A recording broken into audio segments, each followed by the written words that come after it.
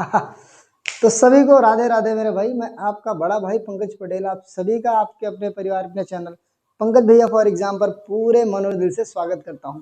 और मेरे भाई आज की वीडियो आपके लिए सबसे खतरनाक, शानदार, जबरदस्त और बहुत ही प्रिसाइज एक्यूरेट होने वाली है। किसके हिसाब से कहेंगे? गुरुजी एग्जामिनेशन पॉइंट ऑफ व्यू से। काहे लिए? क्योंकि मैंने आपको ध्यान हो तो आप मेरे चैनल पे जाएंगे, वहां पर एक वीडियो डाल रखी है मैंने, magnetic effect of electric current का पूरा वन शॉट। बोले तो एक एक कॉन्सेप्ट को डीपली छील के रख दिया मैंने। अगर वो वीडियो आपने देख ली तो किसी कॉन्सेप्ट को समझने में मैं प्रॉमिस करता हूँ कहीं पर कोई दिक्कत नहीं होगी। तो मेरी रिक्वेस्ट ये है आपसे कि पहले वो वीडियो अच्छे से देखो, ठीक है?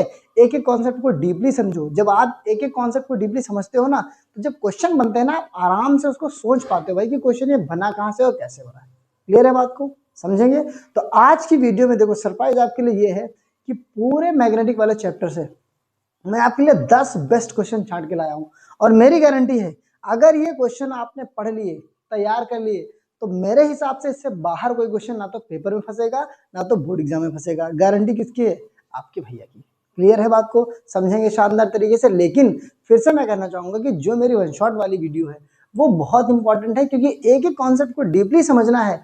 तभी आपको मान लो केस बेस्ड क्वेश्चन आ गए तो उसका आंसर दे पाएंगे, कोई बीच से कॉन्सेप्ट पूछ लिया तो उसका आंसर दे पाएंगे। हालांकि मैंने यहाँ पर पूरी कोशिश की कि एक एक क्वेश्चन आपको ऐसा करवाऊं जो पेपर में छपता छपता है, सीधे कॉम्पिटेंसी बेस्ड। बोलो बाकी बिहारीलाल की जय। तो चालू करें बिना टाइम बिताए। तो आप एक नोटबुक लेंगे, पेन लेंगे और क्लास को स्टार्ट करेंगे, वीडियो को स्टार्ट करेंगे। अंत तक देखिएगा, बहुत कुछ सिखा के जाऊंगा, एक एक चीज को सिखा के जाऊंगा। और अगर आपने ये वीडियो देख ली और सीख लिया हर चीज, तो पेपर दे के आओगे ना तो कहोगे भैया नमस्कार नमस्कार, मजा आ गया। ठीक है, तो चालू करेंगे। तो 10 में से अपना भाई पहला क्वेश्चन, मैं कहूंगा अपने पास कितने क्वेश्चन होने वाले हैं? 10 क्वेश्चन करने वाले हैं हम लोग। 10 में से 10 क्वेश्चन करेंगे और 10 से बाहर कोई क्वेश्चन आएगा नहीं मेरे हिसाब से। ठीक है, तो पहला क्वेश्चन जाता है, why two magnetic field lines never intersect each other. तो भैया क्वेश्चन ये कह रहा है कि दो मैग्नेटिक फील्ड लाइंस कभी एक दूसरे को आपस में क्यों नहीं काटती हैं। अगर मैं बात करूं ये किस कॉन्सेप्ट से है, तो मैं कहूंगा मेरे भाई ये कॉन्सेप्ट है properties of magnetic field lines. जहां पर मैंने आपको कवर करवा रखा है कि मैग्नेटिक फील्ड लाइंस कैसे बनती हैं और वो किस तरीके से बिहेव करती हैं जब वो किसी बार मैग्नेट के चारों तरफ बनती है। क्लियर है? और ये जानकारी आपको कहाँ से मिलेगी? कहें गुरुजी आपकी वन शॉट वीडियो देख के। तो देख लेंगे तगड़े तरीके से। ठीक है, तो हम यहाँ पे बात करेंगे इस क्वेश्चन की। तो मैं कहूंगा कॉन्सेप्ट जो मेरा इसमें लगने वाला है वो कौन सा है?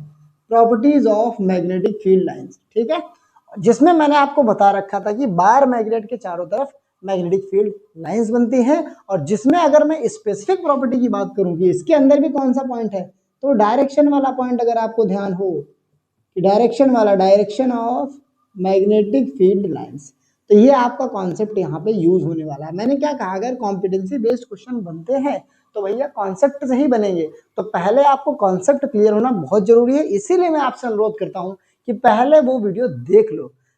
तो ये वीडियो देखो, और ये वीडियो देखोगे तो याद करोगे भाई को एग्जाम में, इतना ध्यान रखना। ठीक है, तो मैंने कहा भैया प्रॉपर्टी ये लगने वाली है। तो कैसे महाराज, कैसे? कुछ इस तरीके से देखो, मैंने आपको बताया था कि बार मैग्नेट में जब मैग्नेटिक फील्ड लाइंस बनते हैं तो दो पोल्स होते हैं बार मैग्नेट में, एक नॉर्थ होता है एक साउथ होता है। बोलेंगे जी भैया बिल्कुल शानदार। और मैग्नेटिक फील्ड लाइन मेरे भाई नॉर्थ से निकलती है बाहर, साउथ पे एंड होती है, नॉर्थ से निकलती है, साउथ पे एंड होती है। चाहे इस साइड से निकलेंगी और चाहे इस, कहीं पर कोई दिक्कत वाली बात? कहें गुरुजी बिल्कुल भी नहीं। तो डायरेक्शन बना दूंगा यहाँ पे, नॉर्थ से गई, नॉर्थ से गई, नॉर्थ से गई, साउथ पे एंड, नॉर्थ से गई, नॉर्थ से गई, साउथ पे एंड, साउथ पे एंड। क्लियर है बात को? क्लियर है बात को? यहाँ पर ऐसे भी और लाइन निकाल देते हैं, ये गई, तो यहाँ से आ गई ये और ये मेरे मित्र। क्लियर है बात को? तो मैंने कहा भैया, मैंने आपको पढ़ाया कि बार मैग्नेट पे अगर मैग्नेटिक फील्ड लाइंस बनेंगी तो उनका डायरेक्शन मैग्नेट के बाहर क्या रहने वाला है? कहेंगे Guruji that starts from north pole and and at the south pole. Clear है? जबरदस्त है। अब यहाँ पे मैं ये समझाना चाह रहा हूँ आपको कि मैग्नेटिक फील्ड कहीं पर भी होगा, मैग्नेटिक फील्ड लाइंस कहीं पर भी होगा, वो एक ही डायरेक्शन को दर्शाएगा। मतलब क्या है कि यहाँ पर भी देखोगे तो इधर ही जाएगा, नॉर्थ से साउथ। यहाँ पर देखोगे तो नॉर्थ से साउथ, यहाँ पर देखोगे तो नॉर्थ से साउथ, यहाँ पर देखोगे नॉर्थ से साउथ। मतलब किसी भी मैग्नेटिक फील्ड लाइन को जब आप देखेंगे तो हमेशा एक मैग्नेटिक फील्ड लाइंस एक समय पर एक ही डायरेक्शन दर्शाता है। तो मैंने यहाँ पे पॉइंट लिखवाया आपको कि magnetic field line indicate only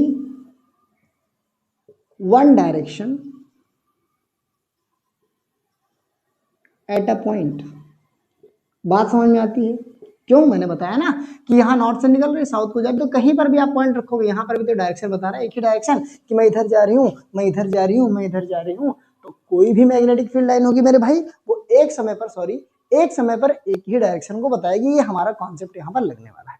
अब अगर ये कह रहा है कि भैया why two magnetic field lines never intersect each other, मान लेते हैं दो मैग्नेटिक फील्ड लाइन को इंटरसेक्ट करवा देते हैं। मान लो ये गई इधर और ये गई इधर। अब मुझे ये बताओ, क्या भैया किसी पॉइंट पर मैग्नेटिक फील्ड लाइन की दो डायरेक्शन हो सकती है, या मैग्नेटिक फील्ड दो डायरेक्शन में जा सकता है? कहेंगे गुरुजी बिल्कुल नहीं, ये बात तो इसने क्या कर दी, असत्य कर दी। यही हमारा पकड़ने का पॉइंट हो जाता है। तो मैंने कहा अगर मान लो यहाँ पर ये काटता है, तो एक पॉइंट पर देखो, ये इधर मैग्नेटिक फील्ड लाइन बता रहा है, ये इधर, जो कि पॉसिबल नहीं है, नॉट पॉसिबल मित्र मेरे, नॉट पॉसिबल। समझ के बात को? बस इसी को हमें लपेट देना है आंसर में। तो आंसर क्या लिखेंगे आप? आंसर क्या लिखेंगे? कहेंगे if two magnetic field lines, मैं आपको ऐसे आंसर लिखवा रहा हूं, आप एग्जाम में छाप देना, एक नंबर कट जाए तो भाई गारंटी है।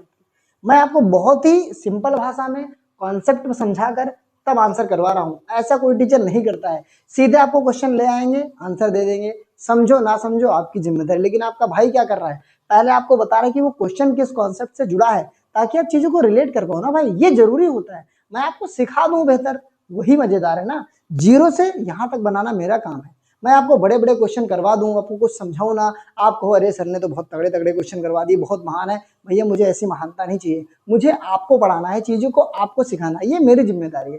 तो एक एक चीज मैं अच्छे से समझाऊंगा, जिम्मेदारी आपकी कि बहुत सीरियसनेस के साथ बहुत अच्छे से चीजों को सीखेंगे। क्लियर है बात को? लपेट देंगे आगे। तो मैंने कहा भैया if two magnetic field lines intersect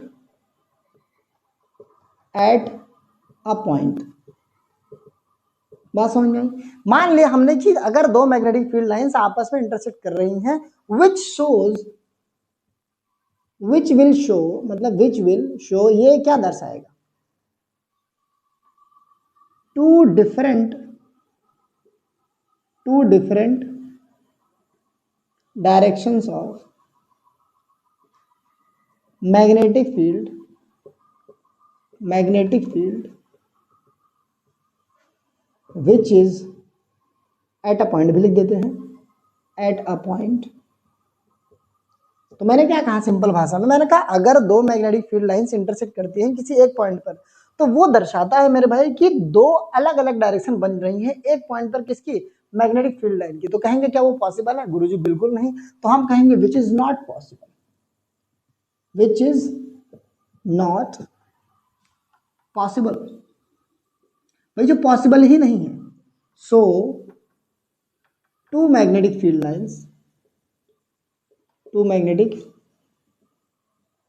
lines never intersect each other. बोलो बांके बिहारी लाल की जय। पूरा कॉन्सेप्ट छील दिया है, क्वेश्चन को समझा दिया है। बहुत ही कॉमन क्वेश्चन और बहुत ही बेस्ट क्वेश्चन बनता है आपके बोर्ड एग्जाम में सीधे, जिस कॉन्सेप्ट को मैंने पढ़ाया है, that is properties of magnetic field line. जब मैं आपको ध्यान और वॉच आउट वीडियो देखेंगे ना, तो मैंने आपको बता रखा है उस कॉन्सेप्ट में क्या क्वेश्चन बनता है, और वहीं से मैंने निकाला इसको कि भैया दो मैग्नेटिक फील्ड लाइन अगर एक जगह पर इंटरसेक्ट करेंगी, इसका मतलब ये हुआ कि उस पॉइंट पर मैग्नेटिक फील्ड लाइन की दो अलग अलग डायरेक्शन दिख रही हैं, जैसा कि पॉसिबल कभी हो ही नहीं सकता। बस इसीलिए हमने कहा, तो यही रीजन बन गया हमारा कि दो मैग्नेटिक फील्ड लाइंस कभी आपस में इंटरसेक्ट नहीं करेंगी। नारायण नारायण। क्लियर है बात? समझ रहे? बहुत बढ़िया, शानदार, खतरनाक। क्या करेंगे? एकदम प्यार से बहुत अच्छे से नोट करेंगे, क्योंकि सीधे क्वेश्चन अगर आया तो सीधे आंसर आपकी नोटबुक में है, छाप के तुरंत चले आएंगे, बोलोगे बांके बिहारी लाल की जय। जल्दी से क्या करेंगे? छाप देंगे। लपेटो। समझे बात को मेरे भाई? पहला क्वेश्चन समझ में आया। वो क्वेश्चन मैं दे रहा हूं आपको जो सीधे एग्जाम में छपने वाले हैं, मतलब ये क्लास आपके लिए बहुत इंपॉर्टेंट है, वीडियो पूरा देखेंगे तब मजा आ जाएगा और कॉन्सेप्ट को छील के रख देंगे अपन लोग। सेकंड क्वेश्चन आपके सामने है, what will be the direction of magnetic field lines eight point P and Q in the following case. आपके सामने एक केस दिया गया है, बोला गया है दो पॉइंट है, एक P है एक Q है, दोनों पॉइंट पर मैग्नेटिक फील्ड लाइन की डायरेक्शन क्या होगी। अब अगर मैं आपसे कहूं ये किस कॉन्सेप्ट से है मेरे भाई, तो बताओ, तो आप कहेंगे हमने वन शॉट देखी बहुत ध्यान से और हमें गुरुजी ये पता चला कि ये जो कॉन्सेप्ट है यहाँ पर इस्तेमाल, वो आपने पढ़ाया था magnetic field due to straight current carrying conductor. बात समझ में आती है? आप देख पा रहे हैं सीधा एक वायर आपको दिया गया है जिसमें आई मतलब क्या है, करंट है। आई का मतलब क्या समझेंगे बच्चे मेरे, करंट है, करंट फ्लो कर रहा है अपर डायरेक्शन में। तो आपको तुरंत समझ जाना है भैया, अगर एक स्ट्रेट कंडक्टर मुझे दिख गया जिसमें करंट जा रहा है तो कौन सा कॉन्सेप्ट है मित्र मेरे, magnetic field due to straight current carrying conductor. खतरनाक, शानदार, तगड़ा। तो पूछा गया यहाँ पर कि भैया मेरे ये बताओ कि P पॉइंट पर मैग्नेटिक फील्ड लाइन का डायरेक्शन क्या होगा और Q पॉइंट पर मैग्नेटिक फील्ड लाइंस का डायरेक्शन क्या होगा। समझ गए बात को? आप सोच पा रहे हैं यहाँ पे कौन सा रूल इस्तेमाल होगा, बताओ कौन सा रूल लगने वाला है। आप कहें गुरुजी आपने जैसे ही बताया कि स्ट्रेट कंडक्टर है, हमने तुरंत सोचा राइट हैंड थंब रूल, बाकी बिहारीलाल की जय। बहुत ही गजब बात है। तो कॉन्सेप्ट जो हम लोग यूज करने वाले हैं मेरे भाई, यूज करने वाले हैं, यूज्ड कॉन्सेप्ट जो यहाँ पर हम लगाएंगे अपने आंसर को देने के लिए, वो ये लगाएंगे, वो ये लगाएंगे मित्र मेरे भैया, राइट हैंड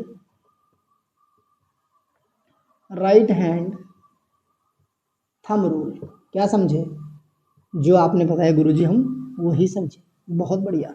तो आपका जो कॉन्सेप्ट यहाँ पे लगने वाला है जिसकी मदद से हम आंसर करेंगे इसका, वो है राइट हैंड थंब रूल। क्यों? क्योंकि मैंने बताया कि जैसे ही आपको करंट की वजह से मैग्नेटिक फील्ड लाइंस पूछे तो तुरंत समझ जाइएगा वहां पर केवल और केवल लगेगा राइट हैंड थंब रूल, बस उसके अलावा कुछ लग ही नहीं सकता और कोई आंसर ही नहीं है इसको देने का, और कोई तरीका ही नहीं है। ठीक है, तो हम यहाँ पे समझेंगे कि भैया किस तरीके से राइट हैंड थंब रूल हमारी मदद करेगा इस करंट कैरिंग कंडक्टर के आसपास के मैग्नेटिक फील्ड लाइंस को निकालने के लिए।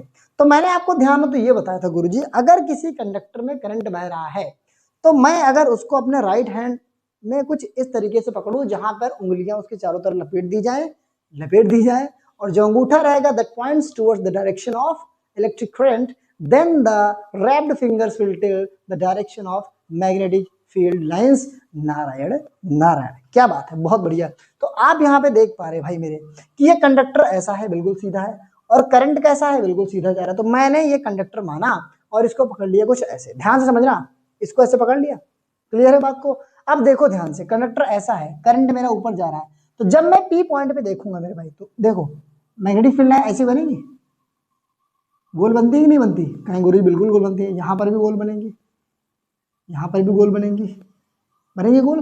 तो आपको पता है कि डायरेक्शन कैसे निकालेंगे, हमने स्ट्रेट वायर को ऐसे पकड़ लिया, उंगलियां हमारी किधर मुड़ रही है, उस साइड, ऐसे ऐसे ऐसे।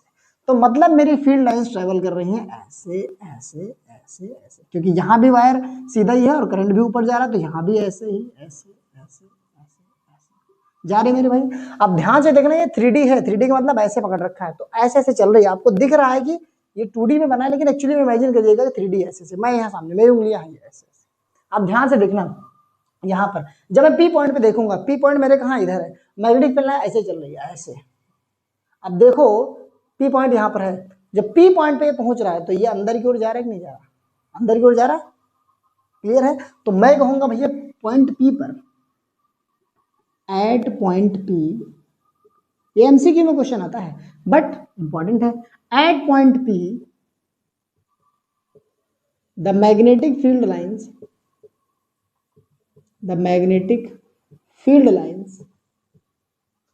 will be, कहेंगे into द प्लेन कह लो मेरे मित्र, या तो कह लो पेज, कोई दिक्कत वाली बात नहीं है। दो ऑप्शन मिल जाएंगे, अगर प्लेन की भी बात करते पेज की भी, तो दोनों आंसर आपके सही है, मतलब चाहे प्लेन बोले चाहे पेज बोले। तो यहाँ पर देख रहे हो जब मैग्नेटिक फील्ड लाइन ऐसे ऐसे चल रही है, तो जब P पॉइंट पे पहुंचेगा तो अंदर की ओर जाएगा, इसीलिए हमने लिखा है कि at point P the magnetic field lines will be into the. Clear है?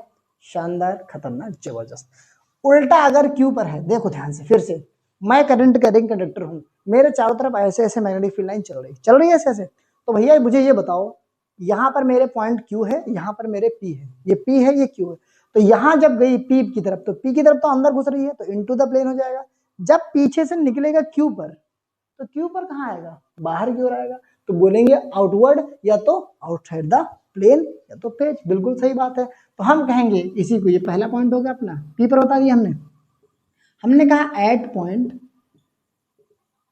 Q the direction will be outside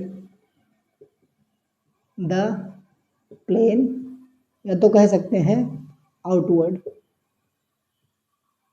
of the page. बोलो, मैं कह रहा हूं ये क्वेश्चन अगर मैंने करवा दिया और इसको प्रिपेयर कर लिया, गारंटी के साथ कह रहे हो, उससे बाहर क्वेश्चन आ गया ना तो बोल देना, मैंने कह दिया इंपॉर्टेंट है, मतलब ये इंपॉर्टेंट है मेरे भाई, तभी मैं पढ़ा रहा हूँ इसको। तो ये दोनों पॉइंट क्लियर है, पी पर इधर जाएगा तो अंदर हो जाएगा, क्यू कर बाहर निकल रहा है तो क्लियर है, समझ गए बात को। इसी को मैं थोड़ा सा घुमा दूं मेरे भाई, अगर इसी में से और कैसे क्वेश्चन बना सकता है ये, देखो मैंने कहा ना क्वेश्चन आपको 10 करवाऊंगा, कॉन्सेप्ट आपको 20 सिखा के जाऊंगा, गारंटी आपके भाई की है। देखो यहाँ पे समझो बात को, अगर मैं इसी क्वेश्चन को जरा सा उल्टा घुमा दूं, मैं कहूं what will happen to the direction of magnetic fields if the current is reversed, तो कहेंगे if current is reversed.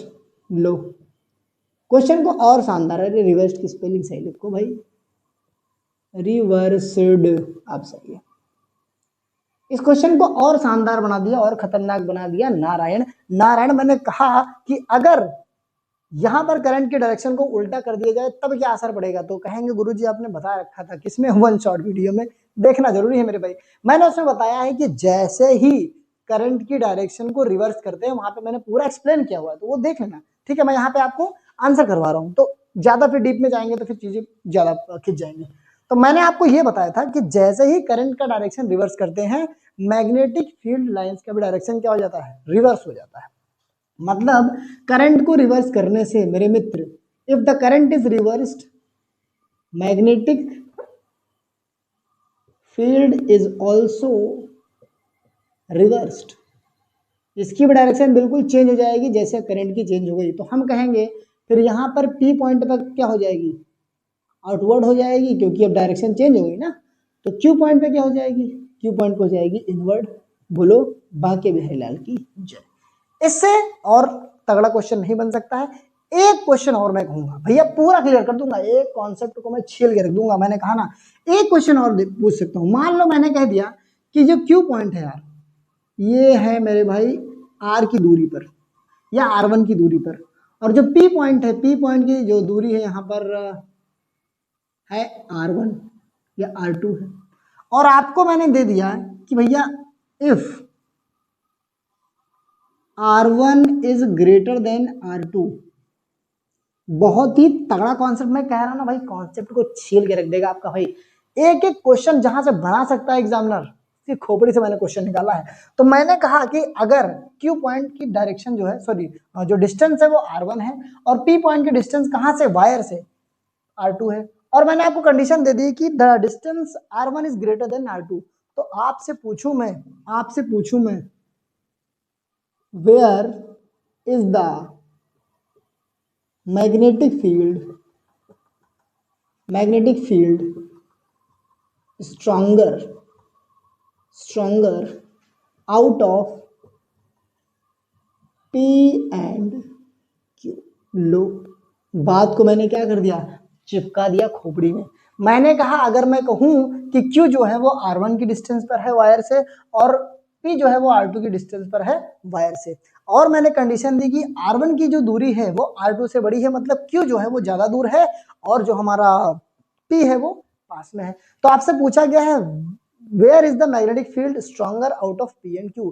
P और Q की बात करेंगे तो किस पॉइंट पर मैग्नेटिक फील्ड ज्यादा स्ट्रांग है। तो मैंने आपको ये नहीं बताया यार कि जब मैग्नेटिक फील्ड लाइन बनती है, बताया है कि जैसे जैसे हम दूर जाते हैं भैया असर भी कम होता जाता है। मैं यहाँ पे खड़े होकर पढ़ा रहा हूँ आपको, तो यहाँ जो मेरे आसपास माहौल है वहां पर मेरा असर ज्यादा है, यहाँ पर मैं और जो दूर जाऊंगा वहां तो कोई थोड़ी मुझे जान रहा है कि पढ़ा रहा हूँ। तो जैसे जैसे आप मूव अवे करेंगे, दूर मूव अवे करेंगे, तैसे तैसे उसका डायरेक्शन और क्या कहते हैं उसका जो स्ट्रेंथ होगा वो कम होता चला जाएगा। तो सेम यही कॉन्सेप्ट लगेगा कि भैया अगर ये दूरी पर है ज्यादा तो यहाँ पर जो असर होगा वो कम होता चला जाएगा और यहाँ पर असर थोड़ा सा ज्यादा रहेगा। क्यों? क्योंकि इसकी डिस्टेंस पास है। तो कहेंगे the point P will have stronger magnetic field। इस कॉन्सेप्ट से इससे ज्यादा क्वेश्चन कोई नहीं बना सकता, गारंटी मेरी है। अगर इतनी चीजें आपने प्रिपेयर कर ली तो एग्जाम में सीधे क्वेश्चन उठ के आ जाएगा एमसीक्यू में 1 नंबर में। आप तुरंत भैया को याद करो, क्योंकि भैया कल्याण हो गया, मजा आ गया। इसीलिए तो मैं हूं यार आपके पास, कोई दिक्कत वाली बात नहीं है। तो क्या करना है, प्यार से एक एक चीज को छाप देना है रगड़ के, एकदम तगड़ा, बहुत शानदार, खतरनाक। नोट करिए, जल्दी से बढ़ते हैं तीसरे क्वेश्चन पे।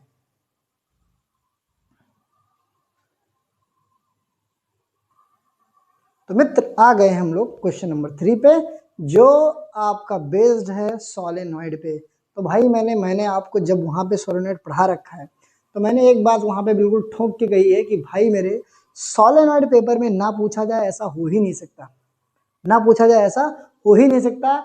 जितने भी पेपर आप उठा लो प्रीवियस ईयर के, जितने भी आप सैंपल पर उठा लो, सब में आपको क्वेश्चन मिल जाएगा सोलेनॉइड का। तो मैं फिर से कहूंगा यहाँ भी और वहां भी कि this concept is more important than any other concept. बोलेंगे छपेगा भैया, छपेगा। क्लियर है बात को? समझेंगे बहुत ध्यान से। क्वेश्चन कह रहा है कि भैया what can you say about the magnetic field at point A B and C. मित्र मेरे, और भैया आपको देना है कारण। घूमने गए हो तो किस कारण से, उससे मिलने गए हो तो किस कारण से, उनसे मिलने गए हो तो किस कारण से। भैया सब कुछ आपको बताना है, पूरा पूरा ब्यौरा देके। तो बिल्कुल कोई दिक्कत नहीं भाई, आपको मैंने पढ़ा रखा है कॉन्सेप्ट, तो आंसर भी मैं ही करवाऊंगा। तो मैं कहूंगा अगर कॉन्सेप्ट की बात करूंगा तो मैं कहूँ कॉन्सेप्ट इसमें क्या लगने वाला है, कॉन्सेप्ट लगने वाला है मेरे भाई सोलेनॉइड का। फुल कॉन्सेप्ट अप्लाई होने वाला है सोलेनॉइड। अरे कहाँ भाई, सोलेनॉइड। क्लियर है बात को? एकदम क्लियर है, कहीं बिल्कुल क्लियर है। सोलेनॉइड का कॉन्सेप्ट लगेगा। अब देखो मैंने आपको सोलेनॉइड में बताया था कि सोलेनॉइड में जब करंट फ्लो करता है तो सारी की सारी मैग्नेटिक फील्ड लाइंस आपस में कंबाइन हो जाती हैं and they produce a magnetic field line just like bar magnet. बोलो बांके बिहारीलाल की जय। डीपली मैंने कहा समझा रखा है वीडियो में, वहां पे जाके देख लेंगे भाई, एक एक कॉन्सेप्ट को छील दिया है। बस यहाँ पे मैं जो बताऊंगा जो क्वेश्चन में पूछा गया है, ठीक है। तो कहता है कि what can you say about the magnetic field at point A B and C. कोई दिक्कत नहीं है, छीलते हैं सबको बारी बारी से, कोई दिक्कत नहीं है। मैं कहूंगा भैया at point A, at point मेरे मित्र ए। अब आप देख पा रहे हैं पॉइंट ए कहाँ लाई कर रहा है। आप कहेंगे मेरे मित्र पॉइंट ए जो है वो सोलेनॉइड के अंदर लाई कर रहा है। पूरा का पूरा कॉन्सेप्ट ऐसे ही समझ में आ गया। तो अगर कोई पॉइंट ए है जो सोलेनॉइड के अंदर है तो मैंने एक स्टेटमेंट दी थी, कैसे? ऐसे मैंने कहा था कि भैया मैग्नेटिक फील्ड लाइंस सोलेनॉइड के अंदर बिल्कुल सेम रहती हैं। क्यों? क्योंकि they are represented by parallel lines. एकदम सही बात है। हम कहेंगे at point A magnetic field lines, magnetic field is same because it lies inside the solenoid। Clear है बात को? सोलेनॉइड, समझिए बात को। तो सोलेनॉइड के अंदर जो पॉइंट होगा वहां पर सारा का सारा यूनिफॉर्म मैग्नेटिक फील्ड लाइंस होती हैं, क्योंकि वो क्या है, पैरेलल लाइन है। Because magnetic field lines are parallel. Clear है बात को? पैरेलल। बात समझ पाते हैं? एकदम बढ़िया समझ पाते हैं। हम कहेंगे भैया at point B, A point को छील दिया, बारी है बी पॉइंट के। सबको बारी बारी से गियर में लेंगे, कोई दिक्कत वाली बात नहीं है। पॉइंट बी पर देखो भाई, मेरे पॉइंट बी देखोगे तो पोल के जस्ट बगल में है, बस आंसर यहीं पे छिपा है। मैंने आपको बताया था कि जितना पास मैग्नेटिक फील्ड लाइंस होंगी वहां पर मैग्नेटिक फील्ड उतना ही स्ट्रांग होगा। बोलो बांके बिहारीलाल की जय। तो आप देख पाएंगे पोल्स पर सबसे ज्यादा पास पास मैग्नेटिक फील्ड लाइंस है, इसका मतलब मैक्सिमम मैग्नेटिक फील्ड कहाँ है, स्ट्रॉन्गेस्ट मैग्नेटिक फील्ड कहाँ है, कहेंगे गुरुजी पोल्स पर। बस काम खत्म। हम कहेंगे as point B lies near pole, pole पर तो नहीं है, पोल के पास है, तो near pole where magnetic field lines are closer, सबसे ज्यादा पास है, closer closer, so point B will have maximum magnetic field. क्या समझे, बहुत शानदार समझे, एकदम जबरदस्त समझे। मैंने बस वही पॉइंट आपको बताया ना मेरे भाई कि जहां पर जितनी पास पास मैग्नेटिक फील्ड लाइंस है वहां पर उतना ही स्ट्रॉन्ग मैग्नेटिक फील्ड है।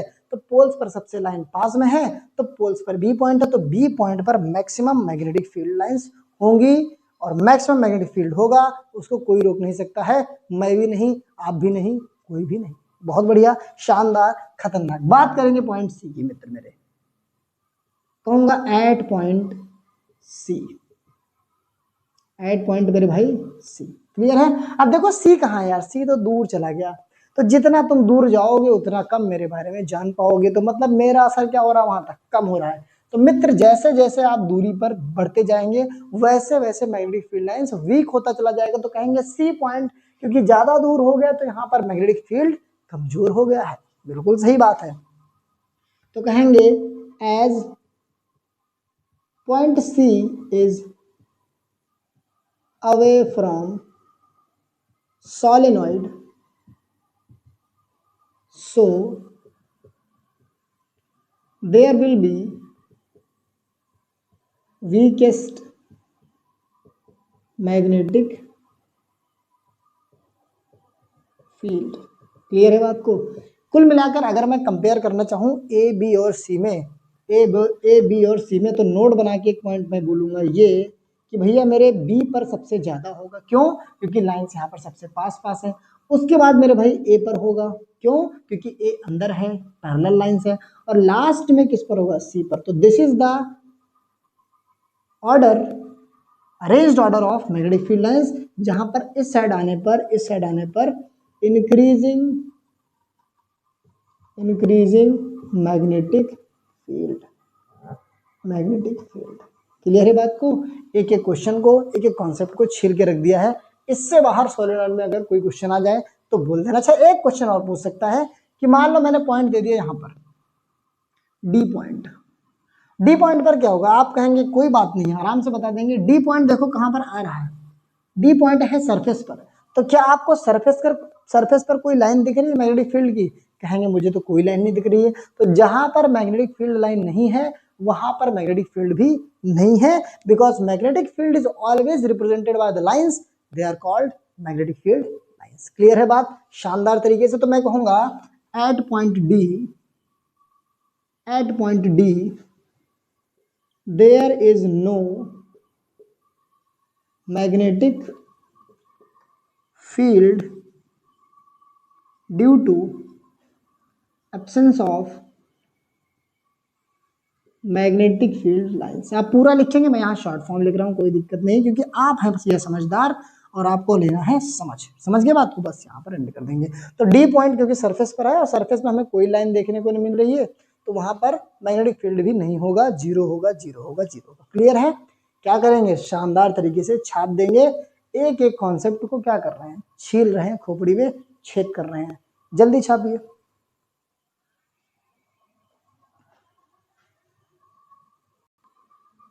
लो भैया, आपके सामने मैंने रख दिया है पूरे चैप्टर की ऐसी एक्टिविटी जिसको समझने में धुआं धुआं हो जाता है, दिमाग का गर्दा हो जाता है, और उसका नाम है मेरे भाई हॉर्स शू मैग्नेट एक्टिविटी, जो आपकी एनसीईआरटी मैया में दिया गया है और इससे क्वेश्चन भी पूछे जाते हैं। मतलब ये कॉन्सेप्ट आपके लिए क्या है गुरुजी, जरूरी है।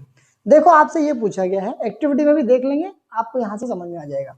हॉर्स शू मैग्नेट का मतलब होता है कि ऐसा मैग्नेट जो हॉर्स के शू के आकार का होता है, मतलब नाल जानते हो ना घोड़े की, ऐसी होती है ना, ये जैसे दिख रही है, ऐसे बनाते हैं ना, जो बनाते हैं छील छील के, उसको आप बहुत प्यार से देखते हो। तो भैया हॉर्स शू कि आकार का जो मैग्नेट होता है उसके नाल के आकार का जो होता है उसी को बोलते हैं हॉर्सशू मैग्नेट। और बोला जा रहा है कि अगर मान लो कोई कंडक्टर में इस डायरेक्शन में प्लेस कर दूं इसके, तो इस पर जो फोर्स लगेगा वो किस डायरेक्शन में होगा, मतलब अगर फोर्स लगेगा तो ये मूव करेगा, बस वही पूछ रहा है कि in what direction the conductor will move, और यही हमको बताना है। समझेंगे बात को। पहले तो यहाँ ये समझो कि मैंने क्या बताया है कि मैग्नेटिक फील्ड लाइंस हमेशा कहाँ जाएंगी, नॉर्थ से साउथ जाएंगी। बोलो बाके बिहारी लाल की इच्छा।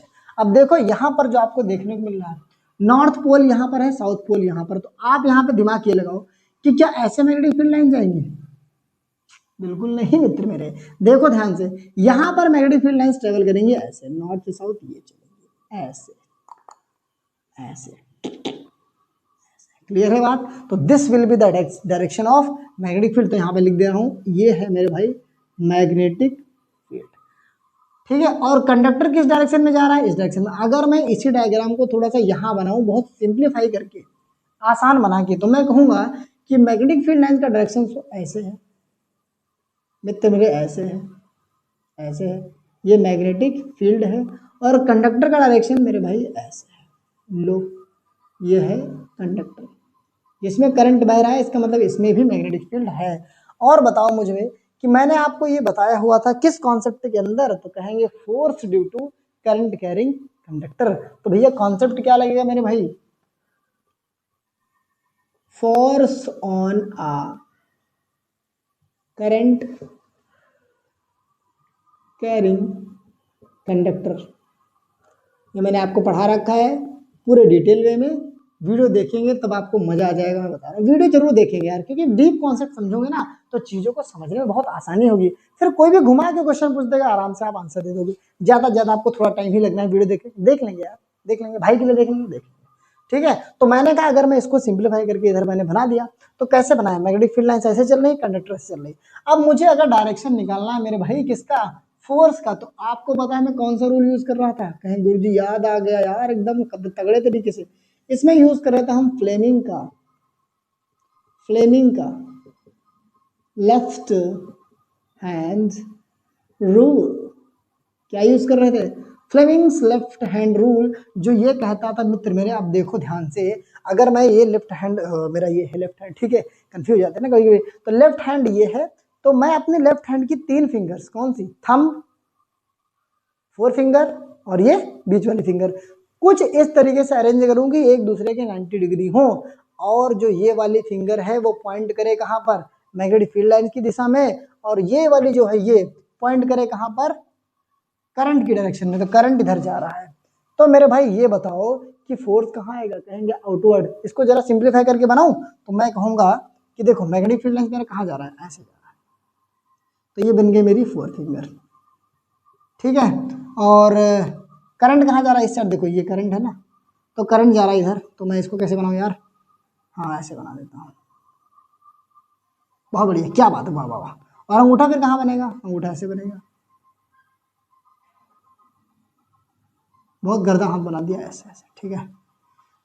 अरे यार कंफ्यूज ना हो जाओ ठीक है कोई बात नहीं। तो हमने क्या कहा, ये देखो समझ लो इस तरीके से कि भैया मैं अपने तीनों उंगलियों को कुछ ऐसा अरेंज करूँ 90 डिग्री पे, अब इसके हिसाब से लगाओ। मैग्नेटिक फील्ड लाइन नीचे जा रही है, तो ये मैग्नेटिक फील्ड बताएगी, तो नीचे कर दो इसको। करंट कहाँ जाए? इधर जाए, तो इसको घुमा दो थोड़ा इधर, देखो करंट इधर जा रहा है ना, मैग्नेटिक फील्ड इधर जा रही है, तो अंगूठा कहाँ है? बाहर की ओर। तो कहेंगे हम ये लगा फोर्स, फोर्स, ये है मेरे भाई करंट। समझ लेंगे बात को यार, कोई दिक्कत नहीं है। तो मैं यहाँ पे लिख रहा हूँ the force experienced by, experienced, एक minute, experienced by the conductor, will be outward। इसका मतलब कंडक्टर भी कहाँ मूव करेगा? So the conductor will also move outward। भैया ड्राइंग मेरी आप जानते हैं पाषाण काल की है, तो मैं बना नहीं पाया, लेकिन मैंने आपको समझाने की पूरी कोशिश की है, कुछ इस प्रकार, समझ गए? अंगूठा बाहर निकल रहा है। और अगर मैं कहूँ इसी मैग्नेटिक फील्ड लाइंस को ऊपर कर देते तो कैसे हो जाता? फिर ये अभी नीचे है, ऐसे ऊपर हो जाता तो अंगूठा कहाँ जाता, अंदर जाता। हालांकि जो जैसे पूछा गया वैसे हमने आंसर दे दिया है। हॉर्स और मैग्नेट में इतना ही आपको ध्यान रखना है, क्लियर तरीके से, शानदार तरीके से। क्या करेंगे, इसको बना लेंगे, मजा आ जाएगा आंसर देने में, ठीक है, बनाओ।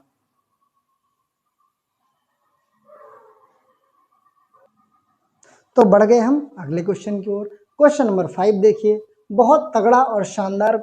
कोई भी पेपर उठा के देख लेना, ये डायग्राम ना मिल जाए तो भैया मुझे बोल देना, मैंने मतलब जो करवा रहा हूँ पेपर में छपना तय है। तो भैया कहता है what will be the direction of movement of particles in each case. तो भैया दो केस आपको दिए गए हैं जिसमें एक पार्टिकल मूव कर रहा है, आपको एनालाइज करना है और बताना है कि ये किस डायरेक्शन में मूव करेगा अगर इस पर कोई फोर्स लगेगा तो। क्लियर है। देखो अब यहाँ पे समझो बात को ध्यान से, मैग्नेटिक फील्ड लाइन आपको दिया गया है, दोनों ही केस में दिया गया है। अब यहाँ पर देखो पार्टिकल का नाम दिया गया इलेक्ट्रॉन, इलेक्ट्रॉन आ रहा है इसमें घुसने, और यहाँ पे प्रोटॉन आ रहा है इसमें घुसने।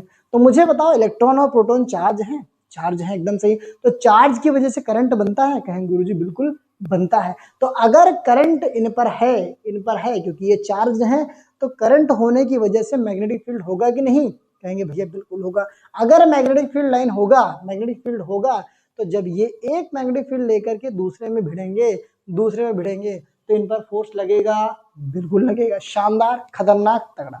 बस अंतर ये है कि किसमें कहां पर फोर्स लगेगा वो हमको समझना है। डिटेल से समझेंगे, एक एक चीज को छील देंगे, खोपड़ी में छेद कर देंगे। देखो आपने मेरे भाई इलेक्ट्रिसिटी में पढ़ा होगा कि इलेक्ट्रॉन जो होते हैं वो नेगेटिवली चार्ज होते हैं, और जिस दिशा में इलेक्ट्रॉन ट्रेवल करते हैं we take the direction of current just opposite in the direction of electrons. मतलब मेरे भाई अगर इलेक्ट्रॉन्स इधर की ओर ट्रेवल कर रहे हैं तो करंट कहाँ जाएगा, करंट जाएगा मेरे भाई ऊपर। यह डायरेक्शन हो जाएगी करंट की, क्योंकि आपने पढ़ा होगा कि करंट की डायरेक्शन हमेशा इलेक्ट्रॉन की नेगेटिव होती है, बोले तो उल्टा होती है, अपोजिट होती है। बोलो हाँ, एकदम हाँ, तगड़ा है। लेकिन प्रोटॉन के केस में मेरे भाई पॉजिटिव से नेगेटिव ही तो करंट जाता है, तो जहां पर पॉजिटिव जाएगा वहीं पर करंट जाएगा। So in this case the direction of current will be same as proton, तो यही करंट की दिशा भी हो जाएगी। बोले तो आई, ठीक है। अब मुझे बताओ जब भी आपसे डायरेक्शन पूछे मूवमेंट का, तो आप कहेंगे ये तो फोर्स वाला है भैया, और फोर्स वाले में क्या यूज करते हैं, कहेंगे फ्लेमिंग का। अभी मैंने बताया ना पिछले क्वेश्चन में, फ्लेमिंग्स लेफ्ट हैंड रूल। अरे भैया लेफ्ट हैंड रूल जो कहता है कि लेफ्ट हैंड की 3 फिंगर को कुछ ऐसा अरेंज करो 90 डिग्री, जिसमें से थंब जो है वो फोर्स बताएगा। कब, जब आपकी ये वाली फिंगर किस दिशा में होगी, मैग्नेटिक फील्ड में होगी, और ये वाली फिंगर जो है बीच वाली वो करंट की दिशा में होगी, तब जाके अंगूठा आपका क्या बताएगा, फोर्स बताएगा मित्र मेरे, फोर्स बताएगा। देखेंगे ध्यान से बहुत खतरनाक तरीके से। अब इस केस में आओ जरा, हम लोग यूज करते हैं अपने बाएं हाथ को, ठीक है। तो मैंने कहा भैया मैग्नेटिक फील्ड लाइन की डायरेक्शन किधर है, तो ये मैग्नेटिक फील्ड है, मैं लिख रहा हूँ एम, दिखेगा नहीं लेकिन समझ लो एम। तो एम मैंने इधर बना दिया, ठीक है, मैग्नेटिक फील्ड इधर है। अब देखो करंट कहाँ जा रहा है, करंट ऊपर जा रहा है, तो मैंने ये वही जो करंट वाला दिखा रहा है इसको घुमा के ऊपर कर दो, लेकिन ये इधर ही रहना चाहिए। देखो ऐसे। अब देखो ये वाली उंगली मैग्नेटिक फील्ड बता रही है एकदम सही, ये करंट बता रही है एकदम सही। जो अंगूठा है अब क्या बताएगा, फोर्स बताएगा। मतलब इलेक्ट्रॉन कहाँ जाएगा, अंदर जाएगा। तो हम कहेंगे सो electron will experience force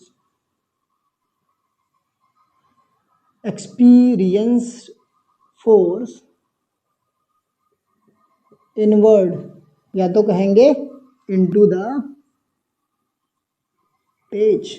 तो इलेक्ट्रॉन कहाँ मूव करेगा मित्र मेरे, अंदर की ओर। क्यों, क्योंकि जब लेफ्ट हैंड फ्लेमिंग रूल हमने लगाया तो हमने ये पाया मेरे भाई कि मैग्नेटिक फील्ड अगर इधर है और करंट ऊपर है तो अंगूठा कहाँ है, अंदर की ओर। तो इलेक्ट्रॉन भी कहाँ जाने वाला है, अंदर की ओर। क्लियर है, शानदार है। सेकंड केस में देखते हैं, बिल्कुल सेम वैसे ही लेफ्ट हैंड लिया हमने कहा मैग्नेटिक फील्ड इधर है तो इधर कर दिया। अब करंट कहाँ, ये करंट वाला है, ये चेंज नहीं होना चाहिए, तो करंट को घुमा दिया हमने नीचे की ओर। क्यों, क्योंकि करंट कहाँ जा रहा है, नीचे जा रहा है। तो अंगूठा कहाँ आ रहा है, बाहर आ रहा है। तो अंगूठे ने कह दिया मैं किधर जाऊंगा, बाहर जाऊंगा, तो फोर्स भी कहाँ आएगा, बाहर। तो हम कहेंगे सो प्रोटोन विल मूव। अच्छा, प्रोटोन को पॉजिटिव पार्टिकल भी बोल सकता है, कंफ्यूज नहीं होने का। प्रोटोन विल मूव आउटसाइड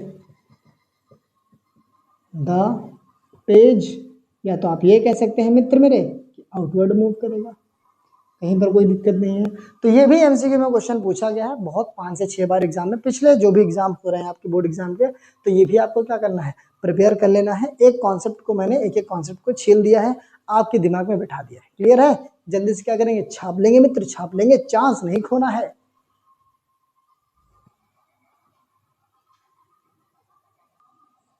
जी महाराज। अगला क्वेश्चन है, क्वेश्चन नंबर 6 पे पहुंच चुके हैं सक्सेसफुली, जो कहता है why we connect home appliances in the parallel combination. कहने का मतलब ये है कि जो घर में हम लोग पंखा, टीवी, कूलर, एसी जोड़ते हैं, उनको पैरेलल कॉम्बिनेशन में क्यों जोड़ते हैं, क्या फायदा होता है इसका। तो समझेंगे भैया। पैरेलल कॉम्बिनेशन का मतलब मित्र ये होता है कि दो तार गए हैं मेन, ठीक है, दो तार गए हैं। डोमेस्टिक इलेक्ट्रिक सर्किट पढ़ाया मैंने वहां पे ना, उसको देख लेना अच्छे से तो समझ में आ जाएगा। भैया एक तार से करंट जाता है, एक तार से बाहर आता है। जिससे जाता है उसको पॉजिटिव बोलते हैं, जिससे आता है उसको नेगेटिव। तो होम अप्लायंसेस हमारे पैरेलल में होते हैं, इसका मतलब ये है कि बीच में ऐसे जुड़े होते हैं, बीच में ऐसे जुड़े होते हैं, बीच में ऐसे जुड़े होते हैं। ठीक है, ये डिवाइस 1 है, डिवाइस 2 है, डिवाइस 3। तो पहला कारण जो होता है इनको पैरेलल में जोड़ने का ये होता है कि आपने पढ़ा होगा करंट वाले चैप्टर में, मैंने पढ़ा रखा है कि भैया जो करंट वाले चैप्टर मैंने पढ़ाया है, सॉरी, कि जब पैरेलल में हम लोग जोड़ते हैं डिवाइसेस को, तो वहां पर वोल्टेज जो रहने वाला है वो सेम रहने वाला है। इसका मतलब ये है कि अगर वोल्टेज सेम रहेगा तो सारे के सारे डिवाइस सेम इंटेंसिटी से काम करेंगे, किसी के साथ भेदभाव नहीं होगा मेरे भाई। तो कहेंगे पहला रीजन क्या है, वी कनेक्ट द डिवाइसेज या अप्लायंसेस कह सकते हो, the devices in parallel combination because, या तो सो दैट कर लो, सो दैट पहला point, they get equal voltage and work with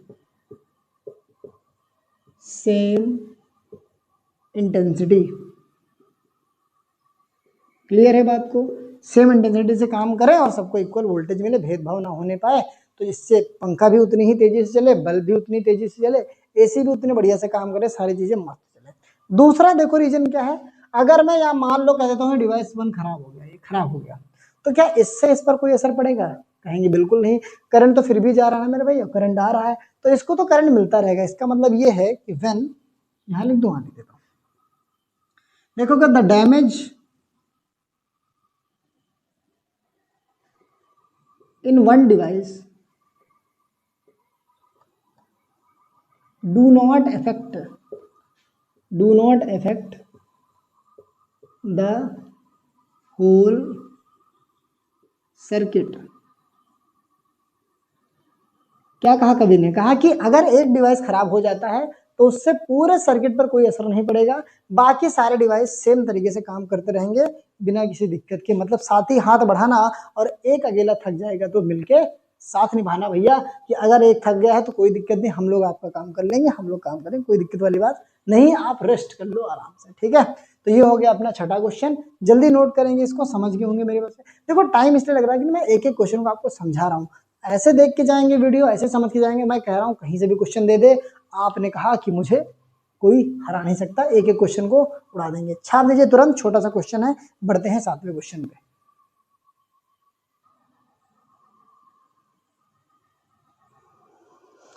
तो बढ़ गए हैं मित्र क्वेश्चन नंबर 7 पे, जो कहता है why is the fuse connected in series combination. और उसी के आगे क्वेश्चन नंबर 8 मैंने लिख दिया है कि what is the advantage of earthing wire and what is its colour code. मेरे भाई गदर क्वेश्चन, शानदार क्वेश्चन।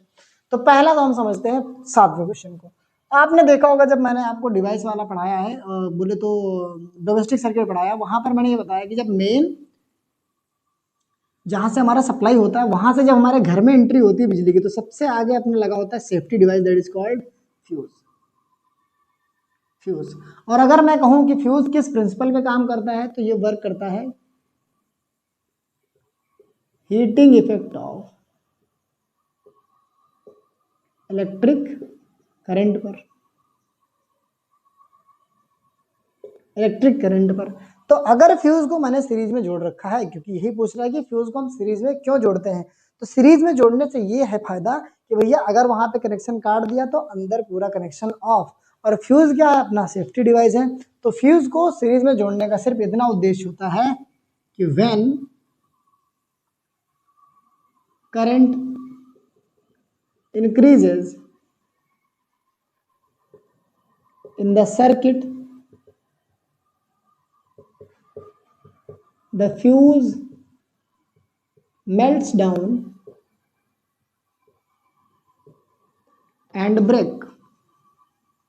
मैंने कहा अगर करंट भैया सर्किट में बढ़ गया तो फ्यूज क्या हो जाएगा, मेल्ट होगा और ब्रेक डाउन हो जाएगा, जिसकी वजह से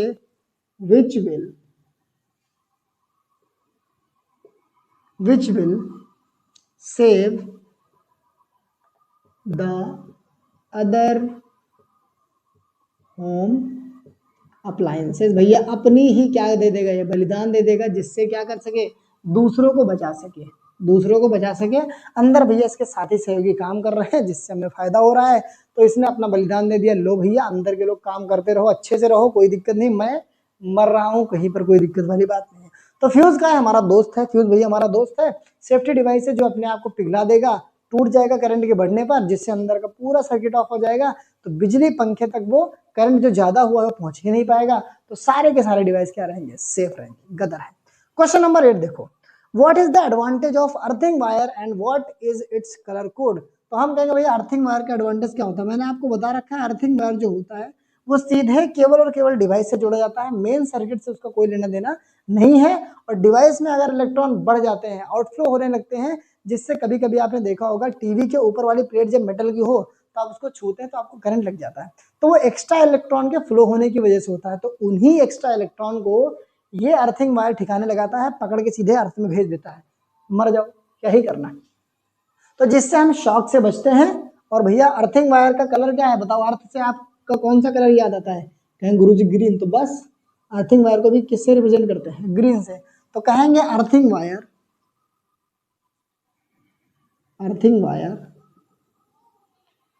is represented by green colour, colour code इसका ग्रीन रहने वाला है, and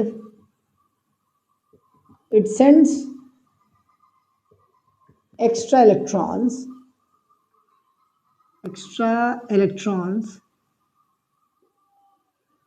in the earth, preventing us from shock। Clear है बात, खतरनाक, शानदार, जबरदस्त, छाप देंगे बहुत अच्छे से, सिंपल था, आसान था, क्लियर है।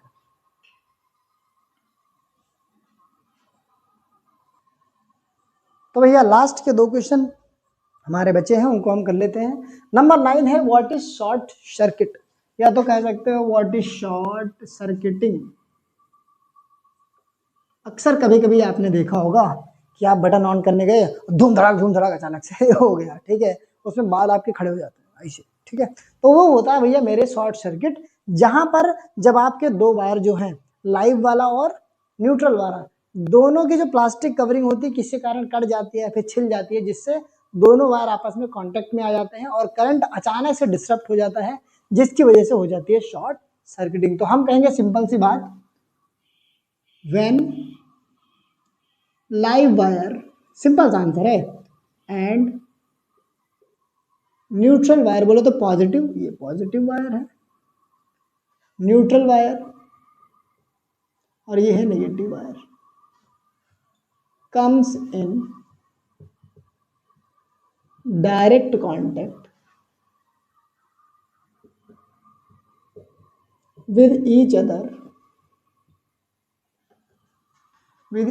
other the current in the circuit is disrupted। मतलब अचानक से गड़बड़ा जाता है, खतरनाक तरीके से एकदम भौचक्किया जाता है भौचक्किया जाता है, डिसरप्टेड, इट इज कॉल्ड, मित्र मेरे, शॉर्ट सर्किटिंग। क्लियर है बात? आसान है एकदम सही। मैंने कहा लाइव वायर और न्यूट्रल वायर आपस में कांटेक्ट में आ जाएंगे तो करंट अचानक से क्या हो जाएगा, डिस्टर्ब हो जाएगा, उसी को क्या बोलेंगे, शॉर्ट सर्किटिंग बोलेंगे। Last question, difference between bar magnet and electromagnet. बहुत ही तगड़ा सवाल, बहुत ही बेसिक सवाल, बहुत ही तुच्छा सवाल लेकिन इंपॉर्टेंट है, तो मैंने इसको डाल दिया ताकि कोई कंफ्यूजन ना रहे। तो भैया बार मैग्नेट और इलेक्ट्रोमैग्नेट में क्या डिफरेंस होता है, तो हम कहेंगे प्यार से बनाएंगे टेबल। जब भी एग्जाम में आपसे क्वेश्चन आए डिफरेंस के बारे में तो टेबल बना लो। मैं कहूंगा इधर लिख दिया हमने बार मैग्नेट, इधर लिख दिया इलेक्ट्रो मैग्नेट। क्लियर है बात को? डिफरेंस देखो क्या है, आप कहें गुरुजी बार मैग्नेट में इलेक्ट्रिसिटी का कोई यूज नहीं होता है और इलेक्ट्रोमैग्नेट जो है वो इलेक्ट्रिसिटी से बनाया जाता है, नाम में ही पता है। तो बार मैग्नेट है भैया परमानेंट मैग्नेट, मतलब हमेशा काम करता रहेगा, तो इट इज परमानेंट मैग्नेट, हमेशा ही काम करेगा, कोई दिक्कत नहीं, करंट की कोई आवश्यकता नहीं है। तो इधर क्या बन जाएगा, it is temporary, temporary magnet, मतलब जब करंट डाला जाएगा तब ये काम करेगा, जब करंट ऑफ कर दिया जाएगा तब ये काम नहीं करेगा, इट इज टेम्परेरी मैग्नेट। ठीक है। दूसरा पॉइंट, इसमें जो पोल्स रहते हैं मेरे भाई फिक्स रहते हैं, और यहाँ पर इलेक्ट्रोमैग्नेट में अगर करंट का डायरेक्शन बदल दोगे तो मैग्नेटिक फील्ड भी बदल जाएगा, पोल्स भी बदल जाएंगे। तो हम कहेंगे द पोल्स आर फिक्स्ड मेरे भाई, फिक्स्ड होते हैं। और यहाँ पर the poles can be changed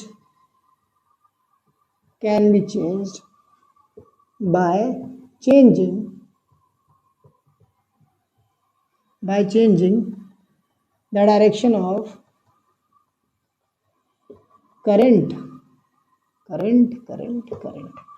तो ये थे मेरे भाई पूरे चैप्टर का निचोड़, जिसमें से मैंने आपको करवाया 10 क्वेश्चन। अगर ये 10 क्वेश्चन आप कर लेते हैं पूरे चैप्टर में से तो कोई ऐसा क्वेश्चन, कोई ऐसा कॉन्सेप्ट नहीं है जो आपके पेपर में छप जाए, जो आपके भाई ने यहाँ पे बता दिया, उससे बाहर कुछ आ ही नहीं सकता। भरोसा करिए अपनी पढ़ाई पे, अपने भाई पे, क्योंकि जो आपके लिए मैं कर रहा हूँ फ्री में अगर कोई करके चला जाए तो नाम बदल देना। यूट्यूब पे इतने लोग पढ़ाते होंगे, फ्री में आपको ऐसा कंटेंट और इतनी इंपॉर्टेंट चीज आपको कोई बता के चला जाए, ऐसा पॉसिबल नहीं है। समझ गए बात को? तो जो मैं पढ़ा रहा हूँ ध्यान से पढ़ेंगे, अपनी पढ़ाई पे भरोसा रखेंगे, अपने नोट्स पे भरोसा रखेंगे। ठीक है, तो आपका काम है 10 क्वेश्चन को प्रिपेयर करना। एग्जाम में जाएंगे तो यही क्वेश्चन आपको पूरे के पूरे दर्शन देंगे, आप कहेंगे भैया नारायण नारायण। तो ठीक है, मिलते हैं अगली वीडियो में, तब तक के लिए बाय बाय, टाटा, धन्यवाद। तो भूलेंगे नहीं देखना क्या, वन शॉट किस पर, magnetic effect of electric current, उसको जरूर देखेंगे और भैया पे कमेंट करेंगे, यार मोटिवेशन मिलता है। ठीक है, रहा करो, जुड़े रहा करो, धन्यवाद।